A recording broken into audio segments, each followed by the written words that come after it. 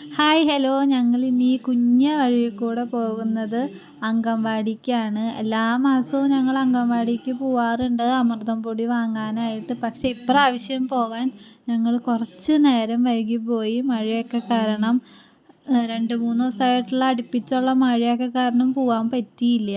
അപ്പം ഇന്നൊരു ദിവസം മഴയൊക്കെ ഒന്നും ഇല്ലാണ്ടിരുന്നപ്പോൾ ഞങ്ങളിങ്ങനെ വിചാരിച്ചു എന്നാൽ പിന്നെ അംഗൻവാടിയിലേക്കൊക്കെ ഒന്ന് പോയി അമൃതം പൊടിയൊക്കെ വാങ്ങിച്ചിട്ട് വരാമെന്ന് വിചാരിച്ചിട്ട് ഞങ്ങൾ ഇറങ്ങി. അംഗൻവാടിക്ക് പോകണമെങ്കിൽ പാടം വഴി വേണം ഞങ്ങൾക്ക് പോവാൻ.